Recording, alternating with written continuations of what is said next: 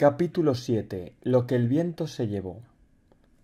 De pronto el curso iba a terminar y el verano se nos echaba encima, y no sabía muy bien qué pensar de aquello.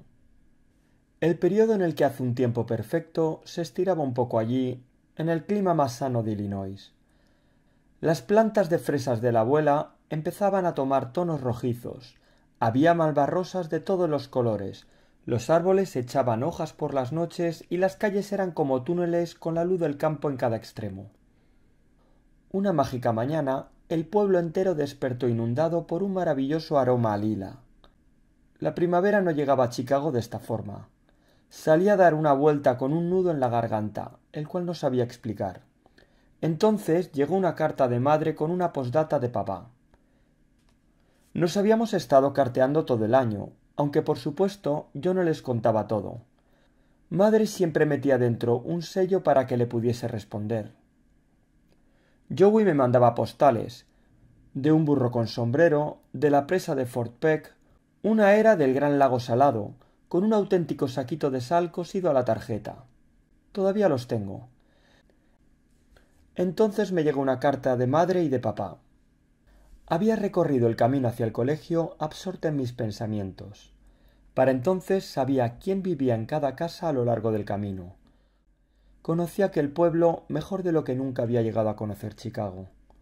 La graduación estaba al caer, aunque solo nos graduábamos 5 personas, 4 chicas, las cuales nunca hablaban con nadie que fuese pequeño, justo igual que en Chicago, y Royce McNabb. Habían elegido el lema para nuestra clase: terminamos solo para comenzar. Existían varios planes para la fiesta de final de curso. Nos habíamos dividido en comités, aunque Carlin Lovejoy no me quiso en el suyo. Era una de ellos ahora, sí, pero no había nacido allí. Entonces, en mitad de lo que parecía ser un día perfecto, vimos a través de las ventanas de la clase cómo el cielo iba cogiendo un tono amarillento que no había visto nunca antes. Estábamos en clase de economía doméstica y empezó a formarse un gran revuelo en el aula. Era una de esas ocasiones en la que todo el mundo parecía saber algo que yo desconocía. De pronto la sirena del depósito de agua del pueblo pegó un gemido. El señor Fluke se asomó a la puerta. Señorita Butler, coja a sus chicas y llévelas al sótano tan rápido como le sea posible. Ella se puso la mano sobre la garganta. Ahora llevaba un anillo de compromiso como de una octava parte de quilate. Daba la impresión de que algo parecido al fin del mundo se avecinaba. Parecía que se hubiese hecho de noche. La gente no eran más que figuras. Me volví hacia Ina Rae. «Es la sirena de Tornados», dijo con los ojos saltones y ya fuera de su escritorio. No era raro verla preocupada, pero ahora parecía asustada. Yo estaba petrificada. Había oído hablar de los tornados, pero suponía que tenían lugar en alguna otra parte. Todo el mundo desfiló hacia afuera de manera tan ordenada que parecía que los habían cambiado por otros. Al instante siguiente estábamos todos al pie de la escalera del sótano. Entonces me escapé de allí y atravesé el patio corriendo, con los faldones batiéndose y los tacones cubanos golpeando el suelo. Cualquier persona con un mínimo de buen juicio buscaría ponerse a cubierto, pero yo solo pensaba en ir a casa. Llegó una brisa. La cafetería Coffee Pot parecía vacía y la mosquitera de su puerta comenzaba a flamear. Las macetas colgadas se balanceaban en los porches y todo parecía continuar oscureciéndose. Cuando ya tenía la casa a la vista, estaba lloviendo a cántaros en todas las direcciones. Ahí estaba la abuela, subiendo por el camino trasero hasta la casa, inclinada hacia el viento. Llevaba algo abrazado contra su cuerpo, envuelto en su delantal. Se quedó pasmada al verme y señaló a la casa. Las cuerdas del tendedero emitían un agudo tañido al vibrar y el viento estaba cargado de cascarillas del campo. Fuimos a la cocina, la cual estaba cubierta de arriba abajo de hojas mojadas. Me mandó escaleras abajo al sótano por delante de ella. «Ve a la esquina que da al suroeste». Pero yo no sabía dónde estaba el suroeste. Todo el mundo, excepto yo, sabía que uno siempre se refugia en la esquina suroeste del sótano. Los tornados suelen venir de esa dirección. Con un poco de suerte, el viento arrancaba la casa alejándola de ti y no sobre ti. Me sorteó y se puso en cabeza. Yo nunca había querido saber más del sótano que lo imprescindible. Si teníamos una serpiente en el ático, ¿qué no habría viviendo ahí abajo? El suelo era de arena y estaba lleno de frascos. Me vino a la mente la imagen de cristales volando por todas partes. Un banco de diácono lleno de astillas estaba colocado en la esquina suroeste. La abuela se dejó caer con la respiración afanosa. Yo necesitaba saber si íbamos a morir. En la penumbra, sus resplandecientes gafas se giraron hacia mí. ¿Para qué diantres manda a casa a los chicos ese colegio vuestro? Dijo alzando la voz por encima del aullido del viento. Deberían haberos puesto bajo los pupitres del sótano del colegio. Me escapé. Quería estar en casa. Ella podía leerle a uno la mente incluso en la oscuridad. Sabía que lo que yo buscaba era saber si ella estaba a salvo. Hasta ahora he sobrevivido a todos esos tornados, dijo. De pronto se encontró con problemas para mantener tranquilo el bulto que llevaba en el delantal. Sentí una pata en mi rodilla al salir Bootsy del regazo de la abuela para venirse al mío. La abuela se dio por vencida y descubrió los pequeños ojos verdes de abril parpadeando mientras nos miraba. —¡Abuela, los has salvado! Ella le restó importancia. Sucede que estaba abajo en la casa de adobe cuando la sirena saltó. Aquello era una trola. Ambas lo sabíamos. Bootsy estaba corneando mi mano, enterrando sus patas para encontrar un lugar seguro. Empezamos a escuchar algo más que el viento azotando los árboles. El aire estaba ahora cargado de cosas, cualquier objeto que estuviese suelto. Abuela, vamos a... Un sonido espantoso dejó mi mente en blanco. Era como una castañeante máquina de escribir gigante justo sobre nuestras cabezas. Esas deben de ser las tachuelas desprendiéndose de la tela asfáltica del tejado, me gritó al oído. ¡Madre mía! Entonces de la nada escuchamos como si una locomotora del Guava se acercase a nosotros a toda máquina. Allá vamos, dijo ella. Me empujó la cabeza hacia abajo y nos acurrucamos sobre los gatos. Bootsy se quedó paralizado. Entonces un inesperado silencio tronó en mis oídos. Ni un solo tarro de mermelada se meneaba. Años después descubrí que, según parece, la sirena estaba anunciando el final de la alerta. Al subir las escaleras descubrimos a través de las ventanas de la cocina que la tarde se había quedado en un día nublado como cualquier otro. El gorro de jardinería de la abuela todavía colgaba del respaldo de una silla. Se lo metió a la fuerza en su cabeza y yo la seguí hasta el porche trasero. Una gran tira de tela asfáltica estaba enrollada en los aleros del tejado. La abuela no pareció prestarle atención mientras inspeccionaba el jardín. Casi parecía como si hubiese caído una ligera nevada, pero eran las flores de las hortensias hechas jirones. Había ramas por todas partes. La abuela me dijo que me llevase a los gatos a la casa de adobe. «Mudan el pelo», dijo, «y tráete las botas de goma, guantes y la palanqueta. Y no te demores». Al rato estábamos caminando por la ciudad. Yo iba despejando el camino de ramas, así que agradecía el llevar guantes. Había ladrillos de chimenea por todas partes, trozos de cañería y duelas de barril. Escuchamos una o dos voces muy lejanas de gente que se aventuraba a salir fuera. Giramos calle abajo y llegamos al terreno esquinero del viejo Nisquit. El granero seguía en pie, pero no quedaba una sola hoja en su nogal. No quedaba rastro del porche delantero ni del perro que solía haber debajo de éste, y uno podía ver a través de su tejado. Pisando sobre maderos, andamos hasta la parte de atrás para llegar a su cocina, la cual ya era una ruina antes de la tormenta. Sartenes oxidadas en un fregadero y un suelo pegajoso jamás fregado. La abuela lo examinó para ver si aguantaba su peso. «Suele dormir la siesta», dijo mientras subía la escalera. Tras la primera puerta no había otra cosa sino un montón tras otro de periódicos amarillentos apilados. Tras la segunda puerta, la mitad del techo se había derrumbado sobre un armazón de cama. y debajo del armazón estaba el viejo Nisquik clavado como una chincheta. Unos ojos afligidos nos miraban con aspecto aburrido desde aquella cara demacrada y grisácea. La palanqueta nos vino de perlas mientras nos poníamos a trabajar como si fuésemos la policía montada para quitarle de encima aquel armazón. Tenía 1 tonelada de yeso encima. Nosotras estábamos de pie sobre otro montón del mismo yeso. Nos pusimos todo blancas por el polvo de aquel yeso. —¡Vieja buitre entrometida! —gruñó a la abuela—. ¿Cómo has entrado aquí? —Resulta que la puerta de entrada anda tirada por el jardín. —¡Viejo búho osificado! —gritó la abuela respondiendo a sus disparos. —He venido a robarte hasta dejarte tieso. Él se fijó en la palanqueta. Tú harías lo mismo. Él no estaba sordo, aunque no había escuchado la sirena. Tambaleándose sobre sus pies, se balanceaba como uno de esos viejos boxeadores profesionales cuando están groguis.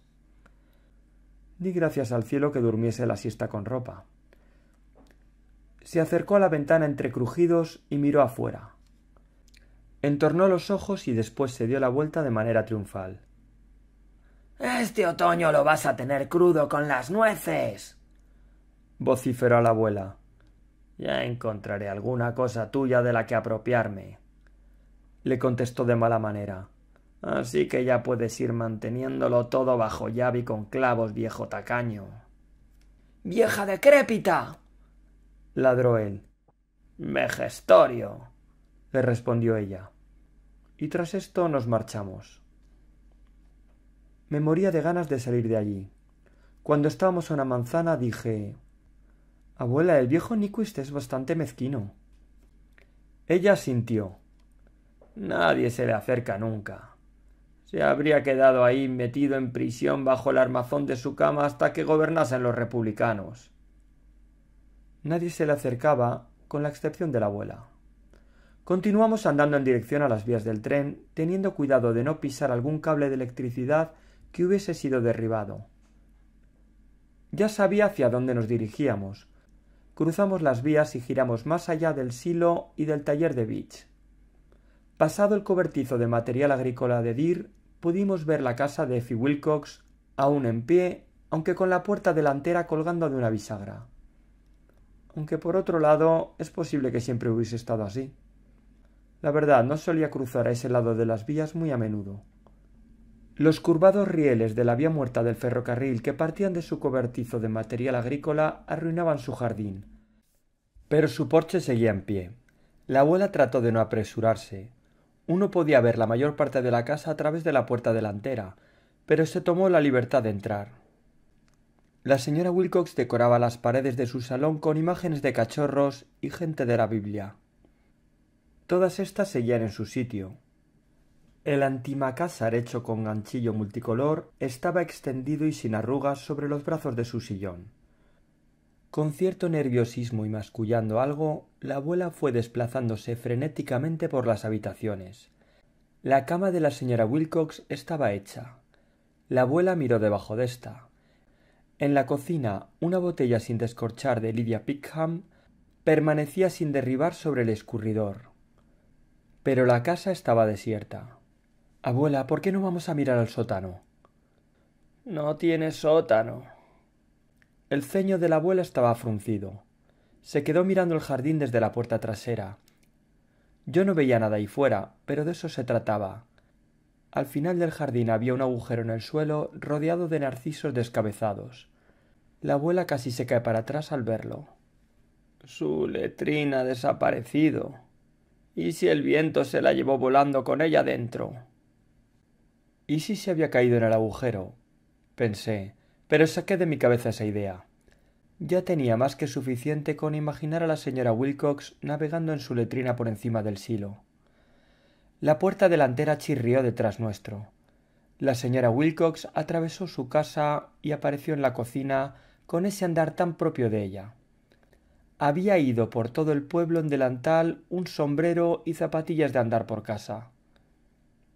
3 personas en su cocina era una multitud.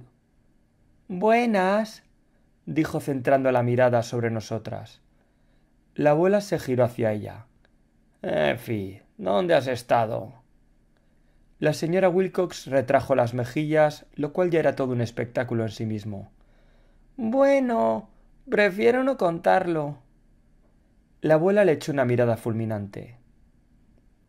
Creía que habías salido volando en tu letrina.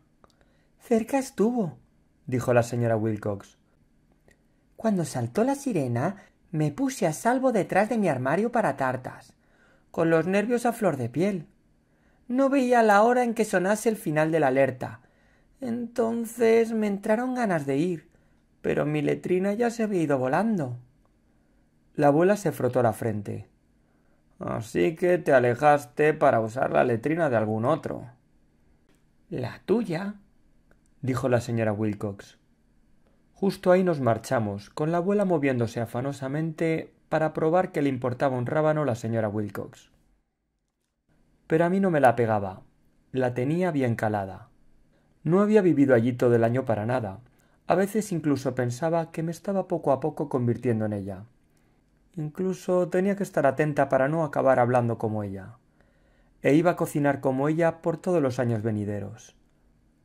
Bueno, hemos salido indemnes con facilidad, afirmó la abuela. ¿Eran los tornados peores cuando eras niña? Le pregunté. Ella hizo un gesto con la mano como restando importancia. Lo de hoy no ha sido más que una ligera brisa. Cuando era niña, un tornado alcanzó a una banda de música al aire libre.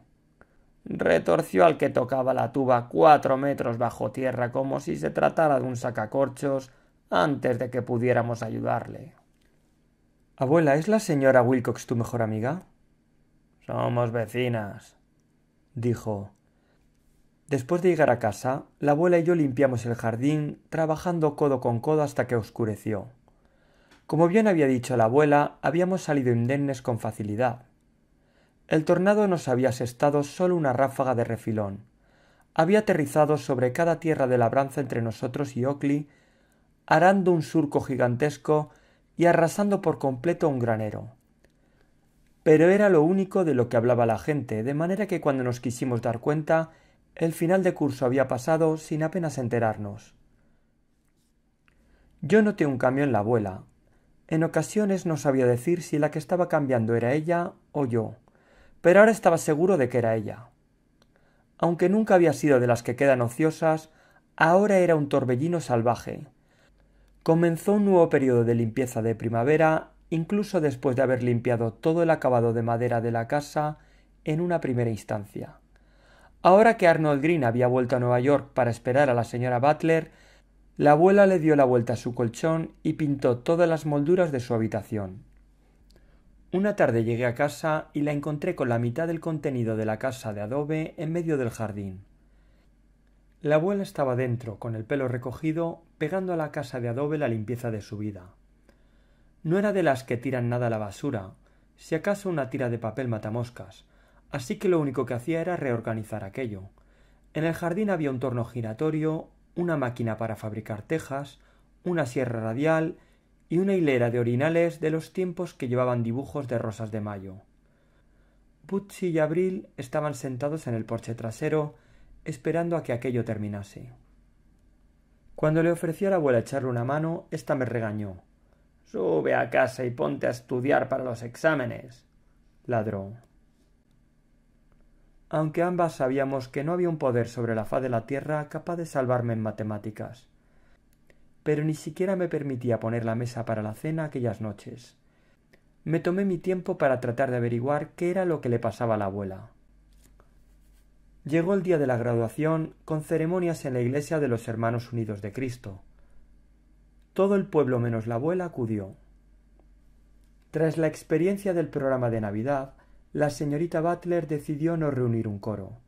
Como presidente del Congreso Escolar, el señor Earl Askew repartió 5 diplomas y Royce McNabb fue el graduado con mejores calificaciones. Le concedieron una beca de estudios para la Universidad de Illinois en Champaign.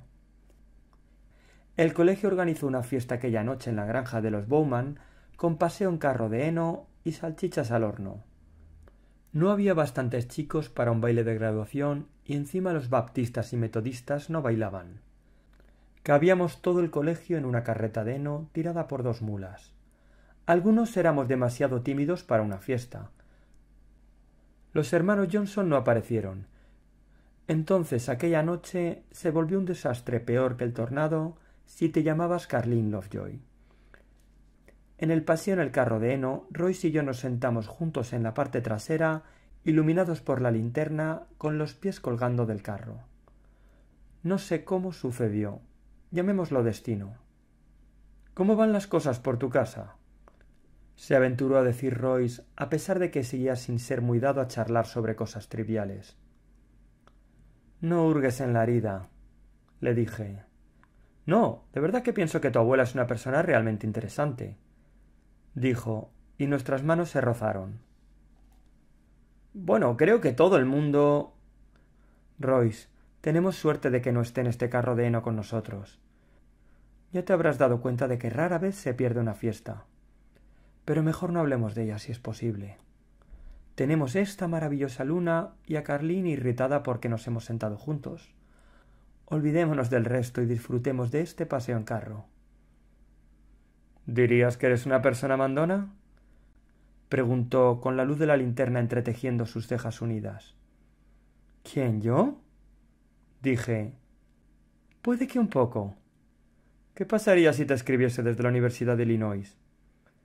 Que me desmayaría de la sorpresa, dije, aunque de algún modo su brazo encontró el camino alrededor de mi hombro. Hay muchas chicas en la Universidad de Illinois. Es una institución mixta. Sí, bueno, pero ¿qué pasaría si lo hiciese?, dijo. Escribirte me refiero. Contestaría tus cartas, dije. Eina Rae, enterrada en el heno tras nosotros, pero lo bastante cerca para que yo pudiese sentir su respiración en mi oído, fue a contárselo todo a Carlin. Cuando volví a casa aquella noche, aún con paja en el pelo, sabía que era el momento decisivo de mi confrontación con la abuela. Se encontraba en el cuarto de estar, fingiendo estar dormida en su mecedora. Por lo general le tocaba despertarse para ir a la cama, pero ella estaba ahí sentada por mí, despierta bajo sus párpados.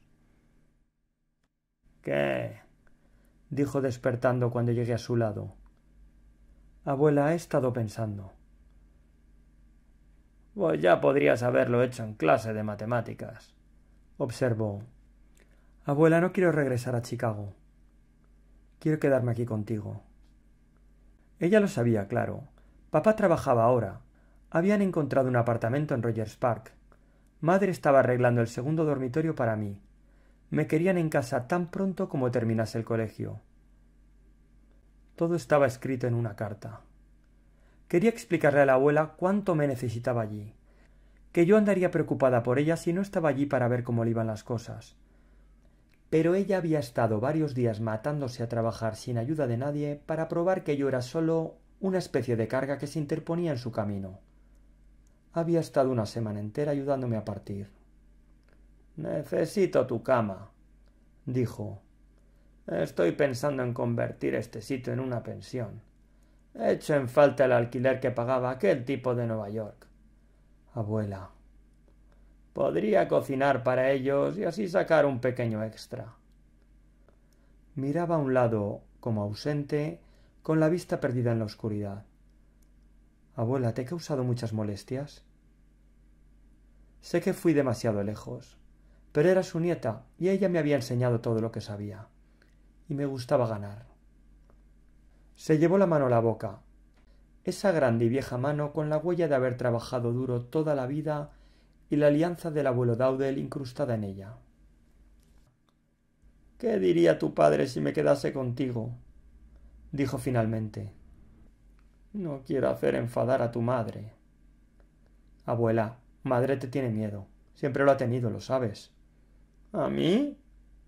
La abuela era la viva imagen de la sorpresa. Ella es de Chicago. Yo no soy más que una vieja paleta. Ahora era capaz de mirarme, pero sus ojos estaban rosados y brillantes. Tú te quedas con el gatito. Yo cuidaré de la gata, dijo. ¿Te vas a casa con tus padres? Todo irá bien. Nunca he hecho el cerrojo a la puerta. Aquello significaba que podría volver cuando me fuese posible, y me estaba pidiendo que me fuese. Ella sabía que la decisión era demasiado grande para que yo la tomase sola. Me conocía de pies a cabeza, y tenía ojos en la parte trasera de su corazón. Fin del capítulo 7. Os voy a leer el epílogo porque es muy cortito y es ideal leerlo justo después del capítulo 7. Epílogo. Para siempre. Me casé en casa de la abuela, en el cuarto de estar. Fue un día soleado y de temperatura templada. Había retirado la estufa y el ventanal permaneció abierto por encima de las oscilantes hortensias. Era el último año de la guerra y no os podéis imaginar cómo era aquello. La guerra realmente desperdigaba a la gente por los cuatro vientos. Joey estaba en misiones sobre Alemania en la fortaleza volante que eran los B-17 y yo andaba siempre con el corazón en un puño. Papá trabajaba para Boeing en Seattle, en la industria de la guerra. Él y madre estaban viviendo allí. Viajar era prácticamente imposible, así que no pudieron asistir. Ni siquiera la familia del novio pudo acudir a la boda. Habría sido más fácil casarse en Chicago. Habría conservado el apartamento en Rogers Park y cogería el metro de Chicago cada mañana para desplazarme a la Torre Tribuna a mi trabajo de periodista novato. Al final esos artículos rebosantes de noticias se habían amortizado con el tiempo. Pero, aunque significase viajar en la versión de tiempos de guerra del Wabash Bluebird, sentada con el equipaje en el pasillo, quería casarme en casa de la abuela. Ahorré de mi cartilla de racionamiento para comprar zapatos nuevos y un vestido de la tienda de los sótanos de Marshall Field. Aunque llevaba sombrero y guantes, me casé con las piernas al descubierto, ya que no podías hacerte con unas medias de nylon ni por todo el oro del mundo. Luego fue todo prisas de última hora, porque tenía que casarme con mi soldado en sus 3 días de permiso. La abuela fue quien cocinó la tarta. El azúcar era difícil de conseguir, aunque no para ella. Ella me preparó un ramo para que lo llevase conmigo. Lilas del valle y flor de la zanahoria silvestre del jardín, metidas en un tapete de papel. Ella llevó el mismo vestido con estampado de flores y una red en el cuello que había llevado puesto años atrás en la feria del condado. El reverendo Lutz de los Hermanos Unidos de Cristo, de pie junto a la mecedora, ofició la ceremonia. Cuando preguntó quién entregaba a la novia en matrimonio, la abuela dijo: «Esa debo ser yo». Me entregó. Después miró a un lado, fuera del ventanal, parpadeando ante el resplandor del día. Lo sé porque volví la vista atrás para tener un último destello de ella. Después me casé con Royce McNabb y vivimos felices para siempre. Fin. Bueno, aquí acaba el libro, espero que os haya gustado. A mí me ha gustado tanto como A Long Way from Chicago.